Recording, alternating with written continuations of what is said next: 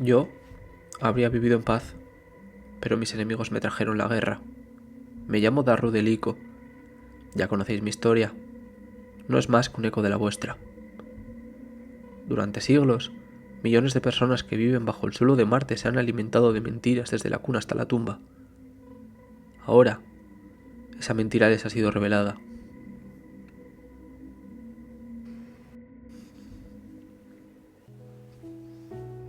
Muy buenos días, aulladores. Bienvenidos un día más a la Casa de Marte. Hoy vamos a analizar el capítulo 28, Mi hermano.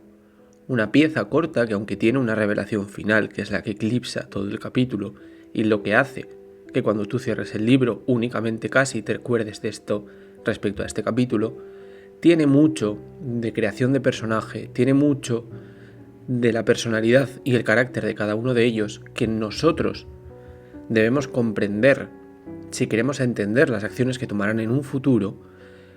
Y también es muy interesante porque refleja mucho cuál es la cultura o la personalidad dorada, y hablando del color como tal. Así que sin más dilación y para no haceros spoiler, os dejo hasta aquí la presentación, os dejo con el análisis y nos vemos a la vuelta para desgranar un capítulo que apenas tiene 8 o 10 páginas, depende de la versión que tengáis, pero que tiene mucha miga que debemos desgranar. Capítulo 28. Mi hermano. Finjo que he cogido las cerillas de alguno de los minervanos y enciendo nuestro primer fuego dentro del castillo de Marte. Traen a Yune de su improvisada cárcel y al cabo de poco tiempo nos ha preparado un festín con las hierbas y la carne de los corderos y cabras que trajo de mi tribu. Los míos fingen que es lo primero que comen en una semana. El resto de la casa está lo bastante hambrienta para creerse la mentira. Minerva y su grupo de guerreros y hace mucho que se han largado a casa. ¿Y ahora qué? Le pregunto a Roque mientras los demás comen en la plaza. El torreón sigue siendo un lugar lleno de miseria, y la luz del fuego no hace nada más que iluminar la porquería. Cassio se ha ido a ver a Quinn, así que por el momento me he quedado a solas con Roque. La tribu de Tito está sentada en grupos silenciosos. Las chicas no quieren hablar con los chicos por lo que les han visto hacerles algunas de ellas. Todos comen con las cabezas gachas. Se percibe la vergüenza. La gente de Antonia se sienta con nosotros y le lanza miradas fulminantes a la de Tito. La repugnancia se desborda en sus ojos. También la traición, incluso mientras se llenan los estómagos. Se ha producido una escalada en los enfrentamientos, desde débiles insultos hasta el intercambio de puñetazos. Creí que la victoria podría unirlos, pero no lo hizo. La desunión es más fuerte que nunca, solo que ahora no puedo delimitarla y creo que solo hay un modo de arreglarlo. Roque no tiene la respuesta que quiero oír. Los proctores no están interviniendo porque quieren ver si impartimos justicia y cómo lo hacemos, Darrow. Es lo que se pretende demostrar en última instancia en esta situación. ¿Cómo administramos la ley? Fantástico, digo. ¿Y qué? ¿Se supone que tenemos que azotar a Tito? ¿Matarlo, tal vez? ¿Eso sería la ley? ¿Lo sería? ¿O sería solo venganza? Tú eres el poeta. Dímelo tú. Tiro de una patada una piedra a las murallas. No puede seguir atado en las bodegas, y lo sabes. Nunca saldremos de este letargo si sigue ahí. Y tienes que ser tú quien decida qué hacer con él. ¿Y no Cassio? Supongo que se ha ganado el derecho a opinar. Al fin y al cabo, él lo reclamó. No quiero compartir el liderazgo con Cassio, pero no quiero que salga del instituto sin ninguna perspectiva. Se lo debo. ¿Que lo reclamó? Roque tose. ¿Y cómo de bárbaro suena eso? ¿Me estás diciendo que Cassio no pinta nada aquí? Lo quiero como a un hermano, pero no. El enjuto rostro de Roque se pone tenso cuando apoya una mano en mi brazo. Cassio no puede liderar esta casa, no después de lo que ha ocurrido. Puede que los chicos y las chicas de Tito lo obedezcan, pero no lo respetarán. No lo creerán más fuertes que ellos, aunque lo sea. Darrow se mearon encima de él. Somos dorados, no olvidamos. Tiene razón. Me tiro del pelo lleno de frustración y le lanzo una mirada furiosa, como si pensase que lo está haciendo todo más difícil. No te imaginas lo importante que es esto para Casio. Después de la muerte de Julián, tiene que lograrlo. No puede ser recordado solo por lo que ocurrió. No puede. ¿Por qué me importa tanto? Importa un astropedo lo mucho que signifique para él. Roque se hace eco de mis palabras con una sonrisa. Sobre mis bíceps sus dedos parecen tan finos como el heno. Nunca le temerán. El miedo aquí es importante, y Casio lo sabe. ¿Por qué otro motivo podría estar ausente en la victoria? Antonia no se ha apartado de mí, ni tampoco lo ha hecho Pollux, el custodio de la puerta. Se quedan a unos cuantos metros de distancia para que les asocien con mi poder. Sebro y Cardo los observan con unas sonrisas amplias y maliciosas. ¿Por qué estás tú también aquí, taimada comadreja?, le pregunto a Roque. ¿Para compartir la gloria? Hace un gesto de indiferencia y mordisquea la pierna de cordero que le trae Lea. Al infierno con eso. Yo he venido aquí por la comida. Encuentro a Tito en la bodega. Los minervanos lo ataron y lo cubrieron de sangre después de ver a las esclavas de la torre. ¿Esa es su justicia? Tito sonríe cuando lo miro desde arriba con gesto de superioridad. ¿A cuántos de la casa de Ceres mataste en tus escaramuzas?, pregunto. Cómeme los huevos. Escupe flema ensangrentada. La esquivo. Me contengo a duras penas para no pegarle justo ahí mismo. Por hoy, ya lo he hecho con Pax. Tito tiene la desfachatez de preguntar qué ha pasado. Ahora soy yo quien gobierna la casa de Marte. Les pasaste el trabajo sucio a los de Minerva, ¿eh? ¿No querías enfrentarte a mí? Típico comportamiento de un cobarde dorado. Le tengo miedo, no sé por qué. Aún así me pongo sobre una rodilla y le miro directamente a los ojos. Eres un completo idiota, Tito. No has progresado. No has pasado de la primera prueba. Te pensabas que todo esto iba de violencia y de asesinatos. Imbécil. Esto va de civilización, no de guerra. Para disponer de un ejército primero debes tener una civilización. Tú recurriste directamente a la violencia, como querían que hiciéramos. Porque crees que a nosotros, los de Marte, no nos dieron nada y a los de las demás casas les proporcionaron tantos recursos. Estábamos destinados a luchar como locos, pero también destinados a quemarnos como te pasó a ti. Y yo he pasado esa prueba. Ahora soy el héroe, no el usurpador. Y tú no eres más que el ogro recluido en el calabozo. Bravo, bravo. Intenta dar palmadas con sus manos encadenadas. Me importa un cojón. ¿A cuántos has matado? No a los suficientes. Inclina la enorme cabeza. Tiene el pelo grasiento y oscuro por la mugre, casi como si hubiera intentado quitarse el dorado a base de oscurecerlo. Parece que le gusta la mugre. La tiene debajo de las uñas y le recubre la bruñida piel. Intenté machacarles la cabeza, matarlos antes de que llegaran los Medibots, pero siempre fueron muy rápidos. ¿Por qué querías matarlos? No entiendo qué sentido tiene. Es tu propia gente. Eso le hace sonreír con desdén. Tú podrías haber cambiado las cosas, pedazo de cabrón. Sus enormes ojos están más tranquilos, más tristes de lo que recuerdo. No se gusta a sí mismo, ahora lo veo. Hay algo en él que derrocha tristeza. Está lleno de una sombría amargura. El orgullo que pensé que albergaba no es orgullo, sino puro desprecio. Dices que soy cruel, pero tenías cerillas y yodo. No te creas que no lo sabía incluso antes de olerte. Nos moríamos de hambre y te valiste de los medios de los que disponías para ser el líder. Así que no me des lecciones de moralidad, traidor come mierda. Entonces, ¿por qué no hiciste nada al respecto? Pollux y Vixus te tenían miedo, los demás también. Creían que Trasgu iba a matarlos mientras dormían, que podía hacer si era el único que no te tenía miedo. ¿Y por qué no me lo tienes? Se ríe con ganas. No eres más que un chico con una falce. Al principio creí que eras duro. Creí que veíamos las cosas de forma parecida. Se pasa la lengua por los labios ensangrentados.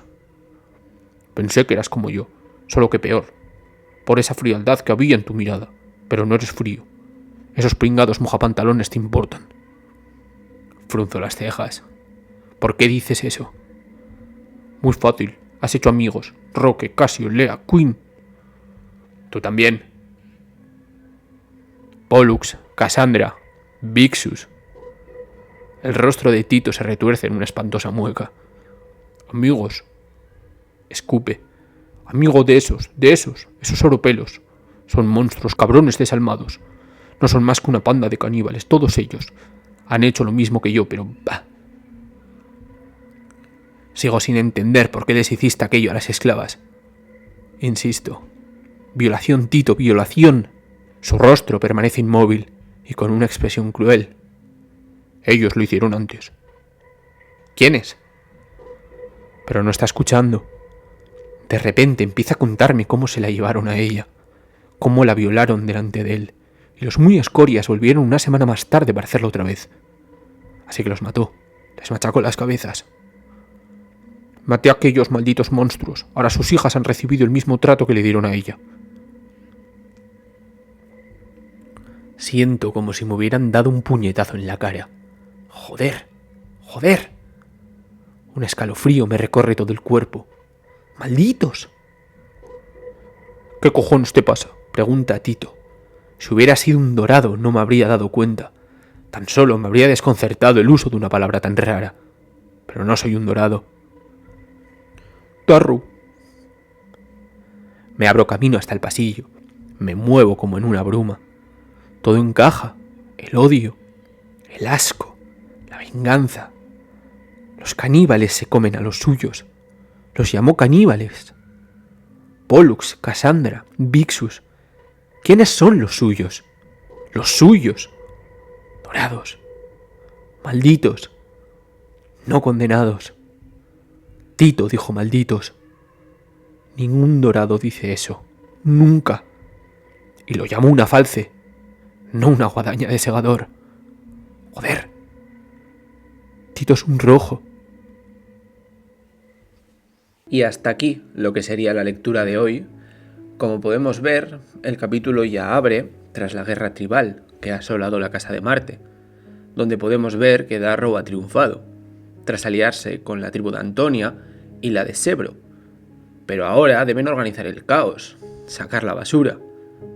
Aunque no lo parezca, han mermado su propio poder, su gente, la desunión ha hecho mella, y con ello todas las acciones que han tenido que cometer. Roque, como acabamos de escuchar, le pide a Darrow que lo organice, el caos, pero en realidad él no sabe cómo hacerlo. El segador es un conquistador, no un político. Por eso ha necesitado que el poeta le plantee el tema. Él hubiera tardado en llegar a esa conclusión. Han ganado, pero no pueden fiarse al 100% de su casa. Antonia es traicionera, conoce su naturaleza. Los antiguos miembros de la tribu de Tito podrían tratar de recuperar el control en cualquier momento. La casa de Minerva ha jurado venganza, o sus antiguos componentes, mejor dicho, aunque sean esclavos. Ceres les ha asediado desde el comienzo, y Tito los ha desafiado en varias ocasiones. Aunque su reinado del terror haya acabado, deberán bregar ahora con las consecuencias. El odio de Ceres. Por otro lado, solventar el futuro de Tito también es una responsabilidad espinosa. Casio pidió su cabeza, por Julián y para restablecer su honor, pero sería deber del Primus solucionarlo. Dejar que él lo hiciera sembraría la duda en los miembros de la Casa de Marte. Y justo es eso de lo que se deben prevenir. Aunque Darrow se siente en deuda con él, han sido sus palabras las que han hecho que piense que fue Tito quien asesinó a Julián. Además de que es su amigo. A su vez, no pueden matarlo en un duelo, que sería lo honorable, ni asesinarlo en general. Deben buscar una salida digna para él, o al menos una salida, la cual contente a todos, y para Casio la única que existe es que se lo entreguen, pues su honor personal está en juego. Como hemos visto hasta ahora, la Casa de Marte se había separado en 4 tribus, diferenciadas. La de Antonia odiaba a la de Darrow, viceversa, igual que hacía con la de Tito, y estos hacían con ellos. Ahora, al unirse, las delimitaciones se han diluido. Son componentes individuales, cada uno de ellos, por lo que la tribu de Antonia puede luchar entre sí, dificultando la comprensión de los conflictos que puedan florecer y haciendo que las traiciones sean más imprevisibles.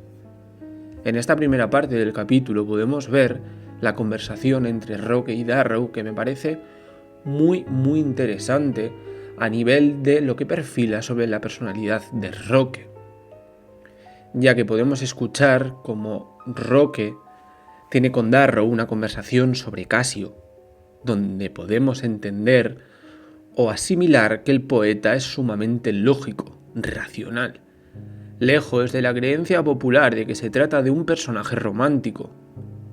Es un romántico, sí, no lo negaré, pero de los viejos valores dorados, del honor a su color, planetario incluso, si queremos decirlo también, pero estos valores de los que está enamorado le hacen ser frío, calculador, individual, egoísta incluso, comprendiendo que lo ocurrido con Casio es una desgracia, una tragedia, pero que ha ocurrido al fin y su color no olvida, por lo que Casio para él ya es un juguete roto, que intentar salvarlo no serviría de nada.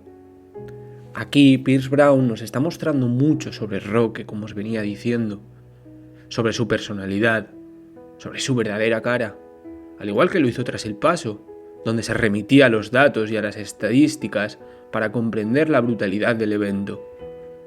Un personaje romántico al uso sería Casio, de hecho, no Roque, visceral, apasionado, honorable. Aquí podemos ver la contraposición, la diferenciación entre ambos. De ser Roque el hermano de Julián, imaginémoslo por un momento, hubiera llorado su muerte, pero lo hubiera aceptado. Hubiera aceptado que no era apto y lo hubiera olvidado. Esa es la diferencia.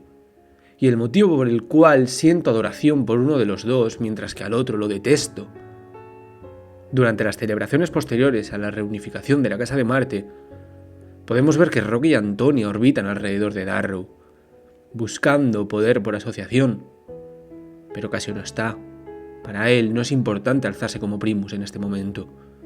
Lo es recuperar su honor, lo es vengar a su hermano. Uno de los valores de mayor importancia para los primeros dorados. Los dorados de hierro, no tanto la política. El honor y la familia. Y para ello, debe de ser él quien asesine a Tito. En la segunda parte del capítulo, porque para mí por lo menos este capítulo se divide claramente entre la conversación que tiene con Roque en la celebración dentro de la Casa de Marte y la conversación que tiene con Tito en las celdas, sí, creo que son celdas, no sé por qué me salía a decir catacumbas, de Marte. Ahora ya vamos a ir a esta segunda parte en la que habla con Tito. Esta conversación es muy complicada porque está llena de reproches, está llena de desconfianza por ambos bandos y está también llena de una complicidad que los dos no entienden por qué la tienen. Obviamente, sabemos que al final lo que se están viendo entre ellos es que ambos son rojos y que ambos podían haber tenido la vida y la posición que está teniendo el otro si hubiesen tomado otras opciones. Porque no nos engañemos, Tito es detestable, pero Darrow podría haber sido Tito si hubiera tomado otras opciones o si hubiese tenido otros maestros. Pero de esto lo hablaremos un poquito más tarde. En la primera intervención en la que tienen entre ambos, porque esto sí que lo he querido sacar a relucir porque me parece muy interesante a nivel de narrativa cómo ya Brown nos va perfilando esta revelación final, ¿vale? Por un lado, en el lenguaje, cuando utiliza al final malditos, aunque eso ya casi es arrojárnoslo a la cara. Por otro lado, en las descripciones, que esto sí que lo puntualizaré luego con un ejemplo. Y en este primer caso, lo hace a través de cómo ve Tito a los dorados y de cómo ha conseguido asimilar su propia careta. De mal, me refiero. tiene una primera intervención que ya es un enorme cartel con luces de neón, para la revelación que sabemos. Pero es cierto que como primer lector pasa de largo. Para los dorados, no es típico ser un cobarde. Me estoy refiriendo al momento en el que Tito le dice a Darrow típico comportamiento de un cobarde dorado. Como decíamos, los dorados no son cobardes y no es común entre ellos enviar a otros para que terminen su trabajo. De hecho, eso no sería honorable. Iría contra el propio honor personal. Y mira lo que está sucediendo ahora con Casio. Pensar de esta manera sobre los áureos significa que no los conoces. Y si formas parte de este color, los conocerías. No estás acostumbrado a su forma de actuar ni de responder a las ofensas. Siendo así una mala careta, porque no has conseguido asimilar la personalidad y el comportamiento de los dorados a los que quieres imitar. A su vez, aquí es donde nos muestra mucho también el autor cómo ha crecido Darrow desde que empezó el libro y desde la talla.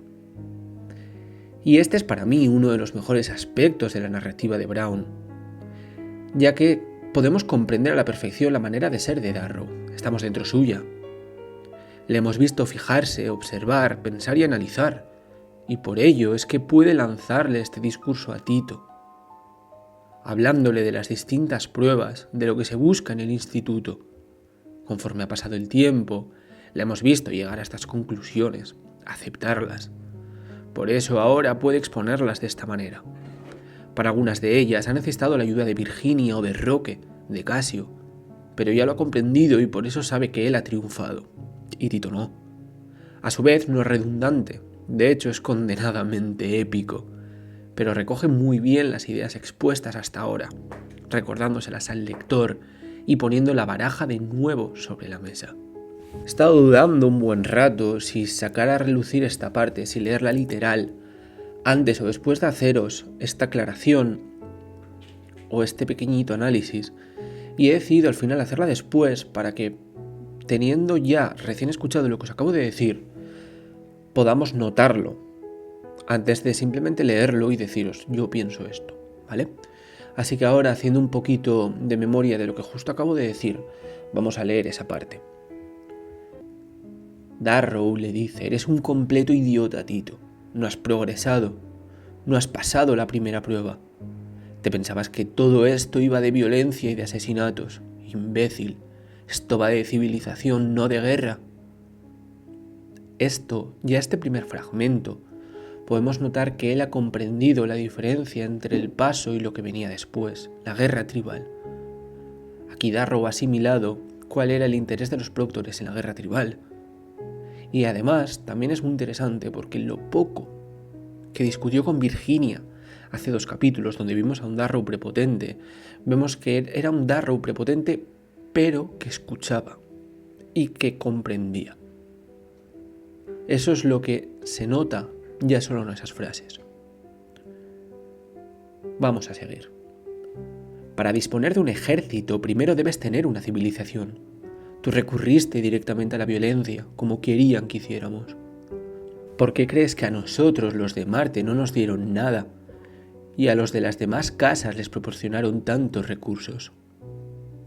Estábamos destinados a luchar como locos, pero también destinados a quemarnos como te pasó a ti. Y yo he pasado esa prueba. Ahora soy el héroe, no el usurpador, y tú no eres más que el ogro recluido en el calabozo. Aquí podemos notar literalmente que Darrow ha comprendido y asimilado el porqué de la elección, o de la selección, mejor dicho, porque así se llamaba el capítulo, donde lo hacían, de los proctores para las diferentes casas. Ya no es que haya asimilado cómo funciona el paso o cómo funciona la guerra tribal, sino que también ha asimilado cómo es exactamente la selección y los engranajes del instituto. Lo cual es muy interesante porque sin comprenderlo no hubiese llegado hasta donde ha llegado. Teniendo así esta pequeña comparativa entre ambos de lo que han conseguido en base a sus acciones y a las decisiones que han tomado. Aquí es cuando llega de nuevo esta pequeña anticipación que os había dicho, pero en este caso a través de la descripción, afirmando Darrow que Tito tiene el pelo dorado oscurecido por el barro. como si él estuviera intentando hacerlo. Además de esto, es interesante la comparativa que podemos hacer entre ambos. Sin Dancer, Eo, Mateo, Evi o los dorados que ha conocido desde que ha entrado en el instituto, me refiero a Casio, a Roque o a Sebro, con los que ha sentido cierta afinidad. No estoy hablando, por ejemplo, de Antonia. Darrow sería como Tito, odio puro, visceral, desmedido y sin una dirección, tan solo la destrucción. De hecho, no sé si lo recordáis, el primer segador recién salido de las minas era esto. Ha necesitado de un arco de personaje, una evolución para poder liderar, formar algo y no solo destruirlo. Porque de hecho, si recordáis una de las primeras conversaciones con Dancer, Darrow le dijo que lo único que quería era venganza. Y ahora estamos viendo lo que produce estar solo movido, por la venganza, porque de hecho es lo que le ha pasado a Tito. Darrow ha necesitado de este arco, como venía diciendo, para liderar. Respecto a este primer libro, esa es la intención del autor al colocar a Tito, que podamos comprender que hubiera sido de Darrow si no hubiera crecido, si no hubiera mejorado por los que tiene alrededor y por el legado de su mujer. Cuando Darrow le habla a su gente en una referencia que eran dorados de la Casa de Marte, Tito sonríe. Él no está pensando en esa interpretación, no siente que forme parte de esa casa, porque no es dorado, no se ha creído su disfraz, lo cual pudimos ver que Dancer recalcaba a Darrow, porque era de vital importancia para darle veracidad, verosimilitud. Esto, si me dejáis que os diga, es condenadamente bueno, porque en un capítulo así, quiero decir, no es ni un principio ni un final de parte, o de libro incluso, donde tenemos como que, a nivel de autor os estoy hablando, como que subrayar que todo lo que hemos hecho tiene un motivo. Esto es un capítulo número 28 de un libro que tiene cerca de 50 o 60, si no me falla la memoria. Y sin embargo, el autor ya nos está diciendo, esto estaba colocado por esto, esto estaba colocado por esto, lo cual para mí revaloriza su escritura. Porque en este capítulo solo nos ha hablado del capítulo de la selección, nos ha hablado del capítulo de las tribus, nos ha hablado del capítulo del paso, nos ha hablado del capítulo de Dancer, que era el capítulo 8, si no recuerdo mal. Y eso en un capítulo de 10 condenadas páginas. Respecto a Tito, podemos ver que la sangrienta historia que precede a la talla que le hacen a él, la de Tito, es familiar para Darrow. Él mismo la ha escuchado cientos de veces. Que los amos abusen no es nuevo. Tito ha aprovechado la oportunidad que los hijos de Ares le han dado para vengarse. Hacer lo que él cree que es su propia justicia, el ojo por ojo. Pero con eso no se consigue nada. Por eso ha violado a las jóvenes doradas. Por eso ha matado. Porque se lo hicieron a su pareja y no ha perdonado. Se ha encerrado en él, en su dolor. Siendo tan necio como para no pensar que ese no era el camino. Lo correcto era evitar que eso siguiera sucediendo, no replicar sus actos. Pero al final no todo es culpa de Tito. Los maestros moldean. Hubiera sido de Darrow sin Dancer. Seguramente, sin Dancer y sin Eo, hubiésemos tenido un segundo Tito. Y al haber leído la saga completa, sabemos que los de Tito no eran los correctos. Respecto a este final, a esta revelación, por un lado, podemos observar que ocurren varias cosas. Tito confía en su intuición creyendo que Darrow es un rojo, por la forma en que le mira y por la respuesta que tiene al momento en el que a él se le escapa el malditos. Y por su frialdad, lo cual recalca como un rasgo que él se reconoce en él. Por otro, se sabe condenado, por lo que no tiene nada que perder en este punto, haciendo que Darrow tenga que huir para recalcular su ruta, revalorar la situación, mirarla desde otra perspectiva, pues pisa en terreno pantanoso y eso es una situación que no es recomendable para nadie, pero para él en este punto, con la Casa de Marte recién nuevamente cimentada, la paz reinstaurada, es seguramente lo peor que podía ocurrirles, porque aquí nuevamente está en juego el líder de la Casa de Marte, ya que si se supiera que Darrow es un rojo, la Casa de Marte volvería a estar descabezada, por no hablar de que su futuro sería condenadamente ciego. Y hasta aquí lo que sería el análisis de hoy. Espero que lo hayáis disfrutado, que os haya gustado. La verdad que es un capítulo que yo pensaba que iba a dar mucho menos para hablar, si os soy sincero. Y luego me puse a analizarlo y realmente vi que incluso había mucho más que en otros capítulos mucho más largos. Así que espero que, como os he dicho, que lo hayáis disfrutado, que hayáis pasado un rato a gusto, que al final es importante y para lo que estamos aquí. Y como siempre nos vemos la semana que viene. Desde aquí os mando mi más profundo agradecimiento, un abrazo enorme y recordad, per aspera ad astra.